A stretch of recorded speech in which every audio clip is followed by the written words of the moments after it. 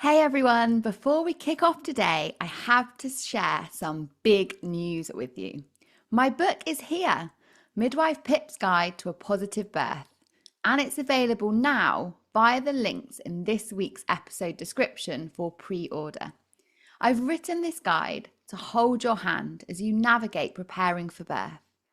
It has my knowledge of over a decade in midwifery to make sure that you are properly equipped with honest, reliable, and evidence-based information about your body, baby, and birth, so that a positive and empowering journey that you deserve at this important time can be achieved.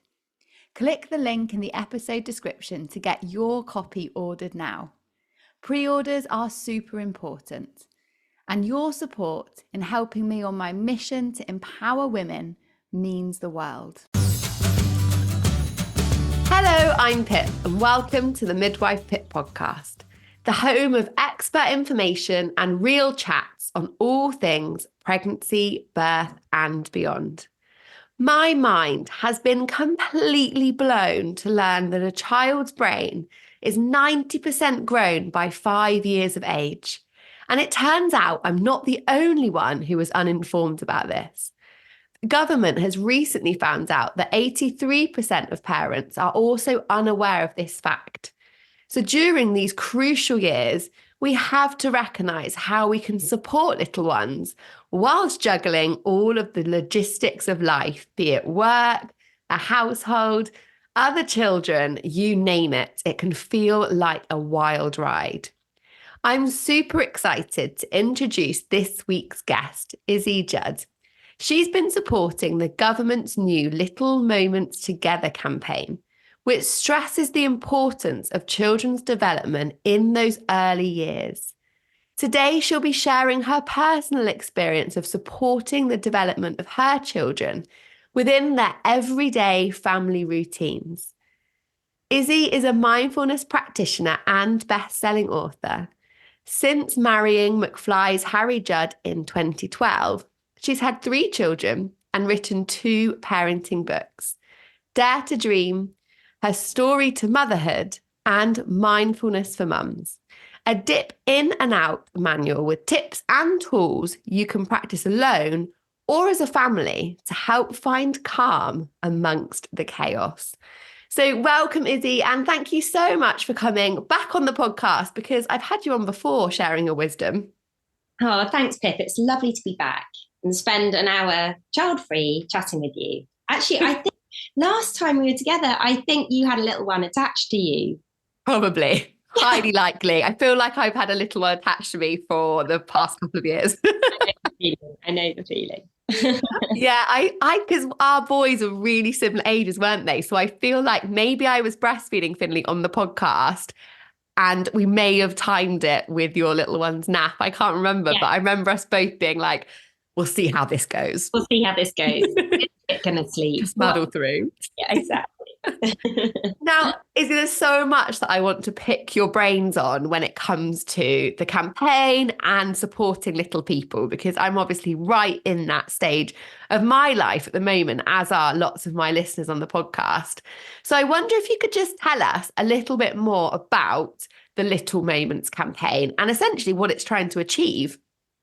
Yeah, so Little Moments Together campaign appealed to me because obviously I've had 3 children and 2 of them are now older than 5. So when you hear a statistic of your child's brain develops 90% by the age of 5, it's kind of scary because you think, okay.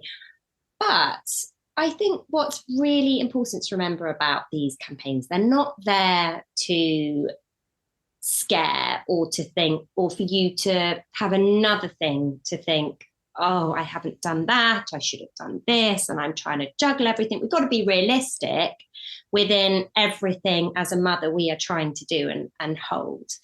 But what it has highlighted to me is that there are loads of little things during the day that I can share with my kids that are going to help their development, and things that perhaps I hadn't really considered.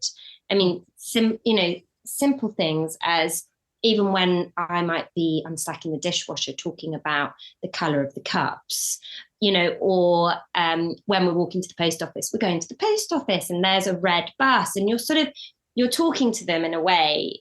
And because so often, we're there, we're pushing the buggy and our thoughts are thinking, right, I've got to get the shopping list done, I've got to do this, I've got to do that. But actually, there are things that we can, obvious to us, but to our children, they're all things that they're absorbing and learning. So I guess little moments together made me think, okay, yes, I've got my whole day scheduled, but where is the 5 minutes that perhaps I could, fill up a Tupperware of pasta and give it a shake and bang on it with a wooden spoon?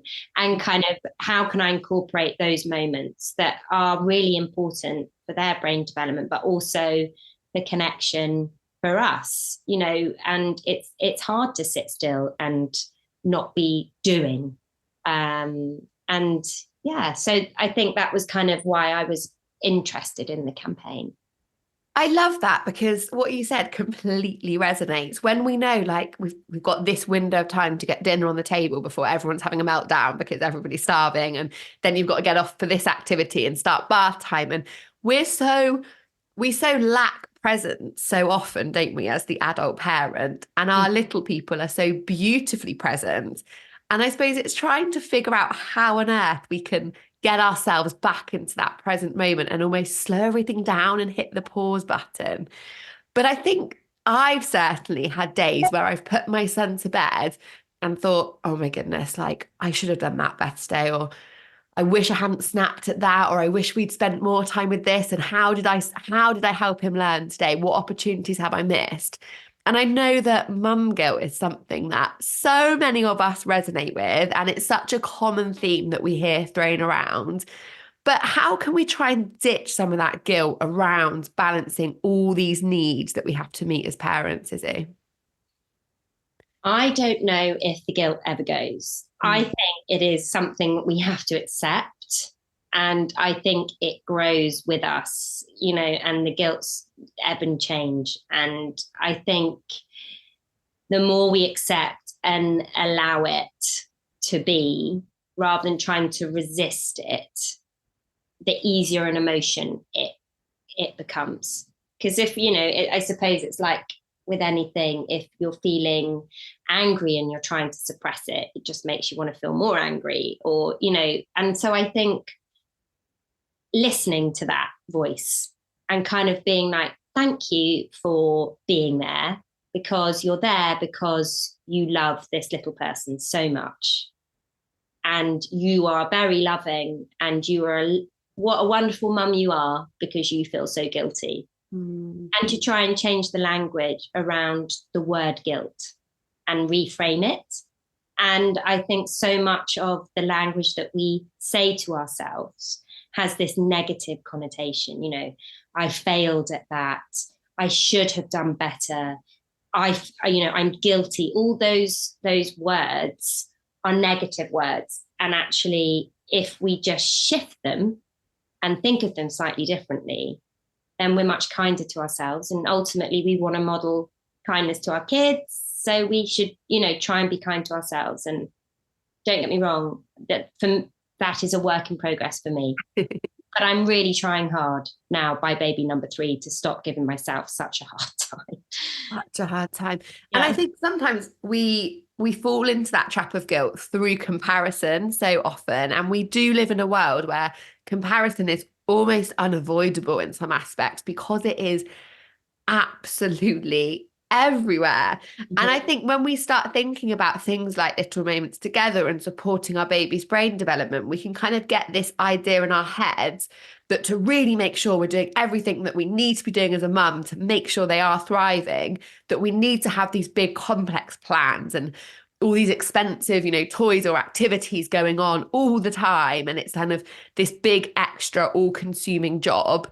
But I wonder if you could share with us, Izzy, if you don't mind, having gone through the work you've done with the campaign, what kind of steps we can make to support our children in that rush of everyday life so it actually feels really manageable? I think you've hit a really important point there, because we feel so much pressure to book those expensive days out, or to get that toy, or to, sort of what we see on social media. Is there an expectation, and I'm not giving my child that? And I think we're all much more familiar with that narrative now, that we have to remember that the reality that's going on behind these squares. And I think when we just take it right back to basics, we are even just leaving the house and going for a walk. Like, I have to get out of the house every morning. I don't know about you. I have to get fresh air. And especially my boys are like dogs that need walking and exercising and feeding. And so I get out with Lockie, and there's so many things around us which we take for granted. But, as we were saying earlier, kids are so present. They're so naturally mindful. Talking about anything from the seasons that are changing, when you're going through autumn and you're looking at all the different colours of the leaves, and you're slowing yourself down, but you're also helping your children learn, discover, and you're doing a really great job doing that. And it might seem really obvious and really basic, but it's crucial. And having those moments is going to help their brain development. And then, making lunch, I now try to talk about the foods and can you help prepare it? And I've got a little stool that Lockie can, stand up on and help me. And, and we talk about the colours of the foods, and is it squishy, and, get a bit messy, which takes me a little while to sort of embrace, but we do. And then, reading books. Like, I find often when I read a book to my kid, it's before bed and I'm tired and I really don't want to read the book. Yeah. So I've tried to incorporate reading books into a different time in the day. Obviously, I still read before bed, but I find it more enjoyable when I'm not ratty and kind of after bath tea time, when I just want to be fed and put to bed. So we try and read our books, perhaps, just before lunch or in the afternoon. And I love now we've got these sort of, more, I guess, interactive reading books, which can be a great tool to help with learning. So sitting and reading, I really enjoy. And then obviously for me, music. Using what you have as your, I don't know whether it's art that you're good at. I mean, I am absolutely hopeless at art, but my husband's much better at me. He definitely gets down on the arts and crafts. But when it comes to music, annoyingly, Harry is also good at that, obviously, too, which is annoying. But I get my violin out, and a lot more with Lockie. I felt there was a disconnect from myself in motherhood, which I'm sure many people can relate to. Kind of, who am I? Where have I gone? What are the things that, I've stopped doing that I loved? And for me, that, is music. And sharing lullabies music is incredible for children's brain development. And however awful you think your singing voice is, your children are always going to love your voice. So having a good sing-song of nursery rhymes is brilliant for them, and another way to help with their brain development and learning. Yeah, I love that. It's the simple things, isn't it? It's the simple things, which is what I think is really reassuring and powerful to hear. We're currently Gruffalo obsessed in our house. My little boy Finley cannot get enough of it. And this morning I was listening to him at breakfast, and we're just sat there, eating away our toast, and he's pretty much recited the first 3 pages of the Gruffalo book, where we read it so much on repeat. And I think, like you were saying with the reading books, sometimes I'm like, the Gruffalo story isn't the shortest of books. So when I'm reading it for the 6th time of the day, I'm a bit like, oh, here we go again. Can we read something else, perhaps? Yeah. But actually, hearing him then just reciting it back, I was like, oh, well, I'll read it 10 times a day. It all feels suddenly worth it, doesn't it? All of that work that you put in. Do you find it strange how kids just want the same song or the same book over and over again? They do. Yeah, just my children. And this morning I went for a walk with Kit and Lockie, and Kit was talking to me about giants. And we had this conversation about how tall things are. And it went on and on. It got to the point where I was so lost within this conversation. I didn't know what he was actually talking about. But he was so passionate about what he was saying. And, so we had this completely random conversation.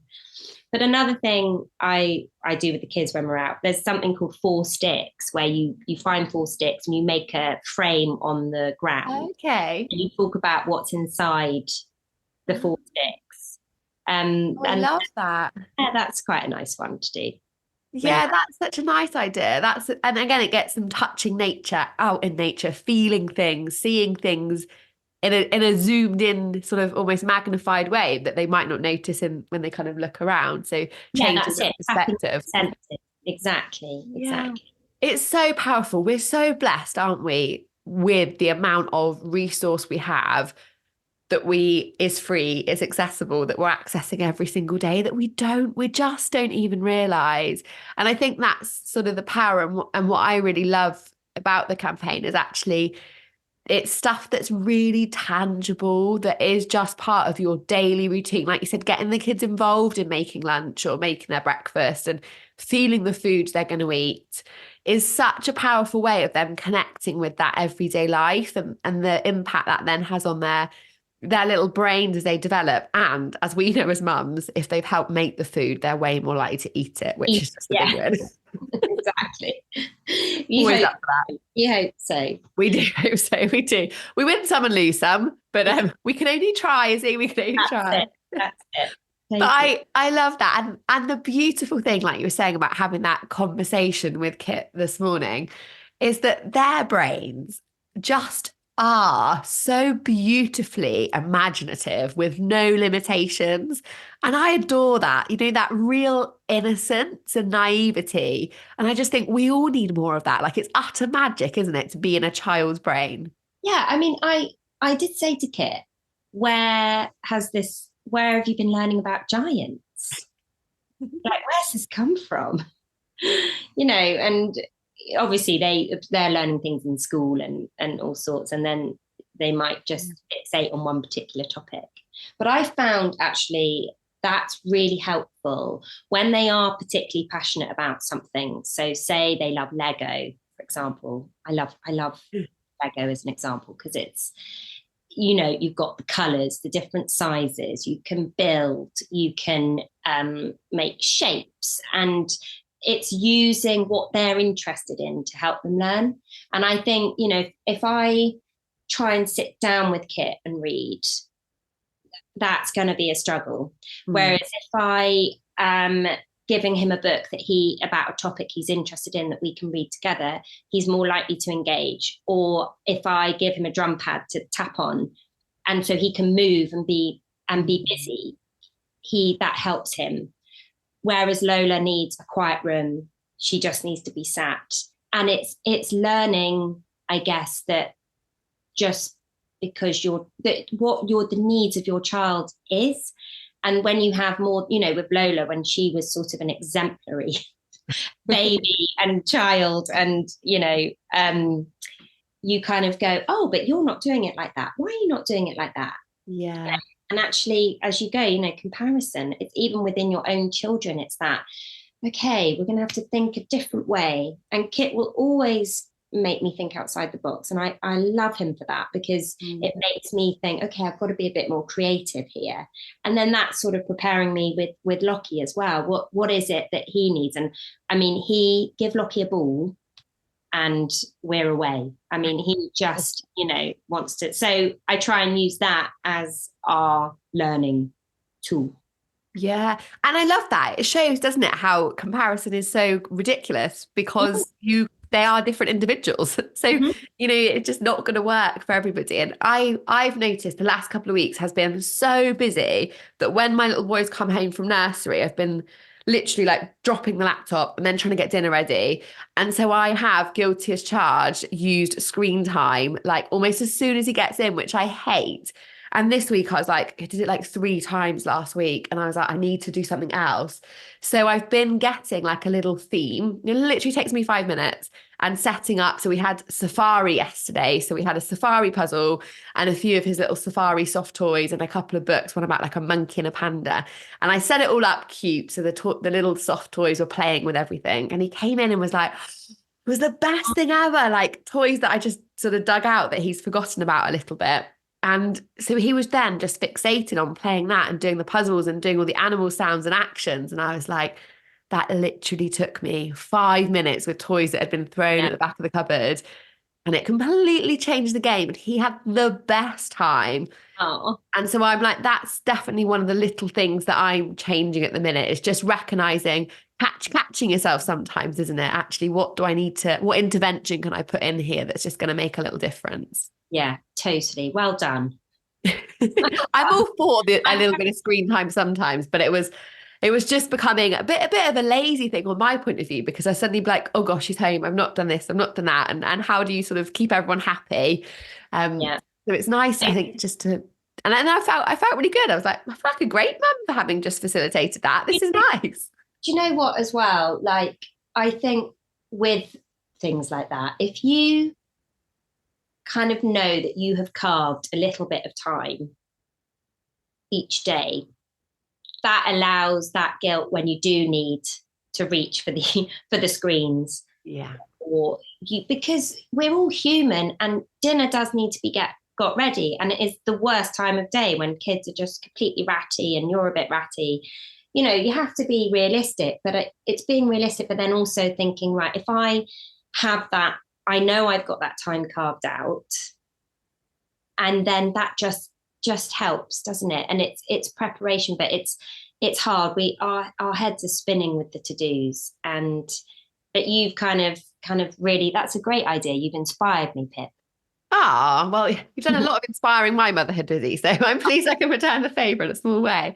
But yeah, I think that's the thing, isn't it? We are managing so many different things at once, and it is sometimes I have to look at my to-do list and think, actually, what does need doing?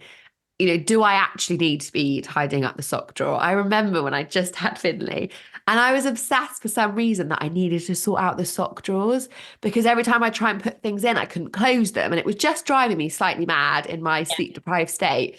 And I remember messaging a friend like, I've just got so much to do and I just need to get through the sock drawer. And she was like, listen to yourself. Why is tidying a sock drawer high on your to-do list? This morning, I went to brush my teeth and I was like, oh, I'm running out of toothpaste and I need to get my toothbrush. I need to get a new tooth. And it overwhelmed me.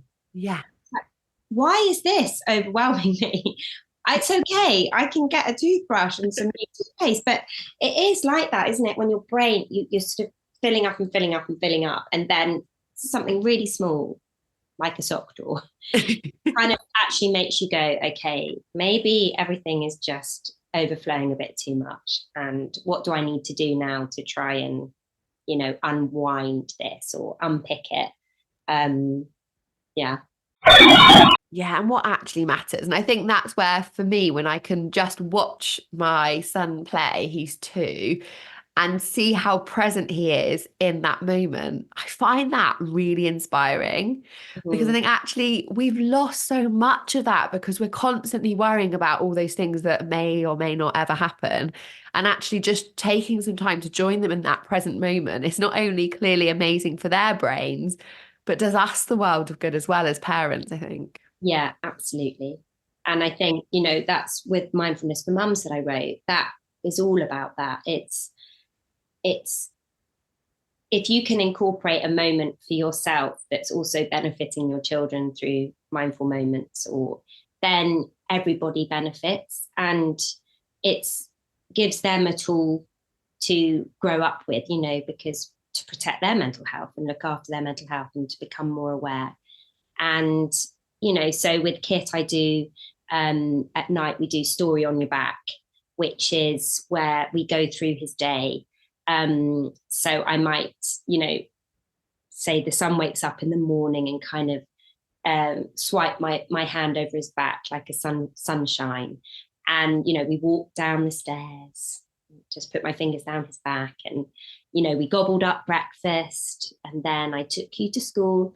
And then I go, but I can't tell you what happened because you haven't told me what happened at school.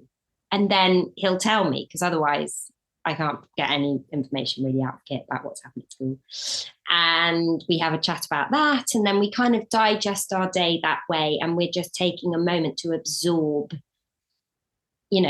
just have a conversation. And whereas with Lola now, we're starting to do some meditation together.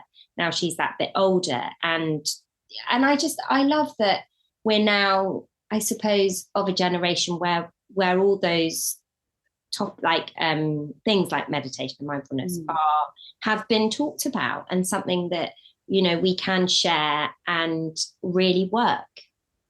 Breathing, teaching our children to breathe, like teddy breathing I do with Lockie, where you put the teddy on the tummy and you watch the teddy going up and down, just so that they can understand, make that connection between breathing, and you can do it together. And then you're having a moment to take some time out and do some breathing as well.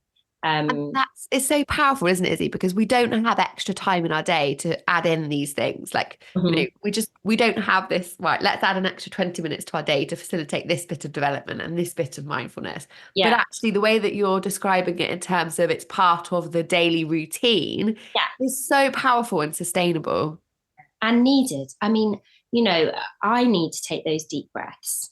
I often, when I join the chaos, I feel so much worse for it. If I can keep the calm, I feel much better for it. And that's something which I really try hard to work on, because I just think I feel much better if I have responded calmly than if I join their chaos. But it's not always easy. Of course, it's not easy. And it takes practice, and it's, a work in progress. Yeah, absolutely. But I think they pick up on the vibes that you give off, they pick up on. And I know that sometimes when I'm thinking that Finley's having a real toddler day and acting like a 2-year-old, and actually I look at myself and I think, no, actually I'm having a really anxious day. And he's probably completely vibed off that. If I can get on top of how I'm feeling, then 9 times out of 10, we literally just start the day again and turn it around. Yeah. And sometimes it's looking at ourselves, isn't it? And actually what we're reflecting at that. Yeah, and totally, and I think we can get really overstimulated, the noise that is being created, the mummy, and we can feel those complete overwhelms. But somehow we kind of go, but I'm a mum, I should be able to cope with this. But actually, I want to go into a room sometimes and scream really loudly and go, "Mummy," for my mum, and just feeling completely overstimulated. And, it's, and that's okay to feel like that. And it's releasing. Again, it kind of goes back to that accepting and acknowledging those feelings and not trying to push them away or think that you're, a terrible mum because you can't, stay calm, or you're having an anxious day, or you're, it's staying human, and then your children also see that we feel all these emotions, and how do we work through them, and we talk about it, and perhaps which in previous generations just hasn't been done. And so we've sort of sat with these emotions and not really learned how to process them. Yeah, I think there's a massive change, isn't there, generationally, like 100% in the way that we approach feelings, emotions for both men and women and children. And I think, that whole kind of family setup, which I hope will pave the way for better kind of mental health outcomes and things like that for our children, and ultimately their development of their brains as well moving forwards. Yeah. Now, Izzy, can I throw you on the spot and ask you to give us 3 top tips that you would share with parents listening to help support their child's brain development? 3 top tips. I think communication. So talk about what you're doing. Just talk your way through your day with your children. It helps them develop their communication and their speech and everything else. So if we just keep talking and chatting and explaining what we're doing, and again through reading. So yeah, I would say I chat a lot to Lockie through the day. Another tip, as I said, for me, music's obviously an important one, but when you're singing nursery rhymes, you're helping them to listen, which is a really important skill that you want them to have. And yeah, I think just music helps with their brain development and language and listening. So I'd say communication, music. And what would the other one be? I think for me, surviving the early days and the early years of motherhood is nature. It's being outside. It is getting in touch with the beautifulness of just being around nature with your children. And as you said, when I was saying about the 4 sticks in the ground and touching and feeling, and outside, it's all their senses are being developed, from what they can see, what they can hear, what they can touch, what they feel. So tapping into the senses. I love that. I love that. Again, the simple stuff that we can easily facilitate without having to have extra time or resources, which is so practical and helpful, I think, for parents listening. Now, for anyone listening, Izzy, who's thinking they want to learn more about the Little Moments Together campaign or more about supporting their child's development, where can they go to find out a little bit more? Sure. So there's loads of tips and advice on the Start for Life Hub. So you can head on to there, and the Little Moments Together campaign is highlighted on there, and you can soak up all the ideas. Amazing.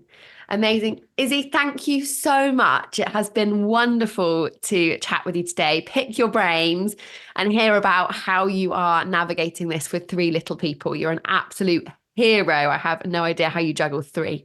Oh, bless you. Well, I think all mums are absolute legends. I love that. Big pat on the back. We are awesome, for sure. We are. Now, if you haven't listened to last week's episode, I highly recommend listening back, because I spoke to Professor Sam West, who also supports the Little Moments Together campaign and shares some of the must-know information for parents on child development on there too. Before I head off, I need to tell you something. 68% of you who listen to my show have not hit the subscribe button. So can you do me a favour? And if you've ever enjoyed listening, hit subscribe now. It makes a huge difference, helping me to keep bringing you episodes. And together, we can then reach and empower more women on this journey. If you are a pregnant or newly postpartum listener and are looking to have the healthiest, most positive and informed journey, then my exclusive Your Pregnancy and Your Postnatal Journey courses may be for you. I work with a select number of women in a bespoke way, with unlimited access to me and my expert team for the most transformative level of support at this important time in your life. We only get one shot at getting this time right. So to get in touch and find out more, head to midwifepip.com.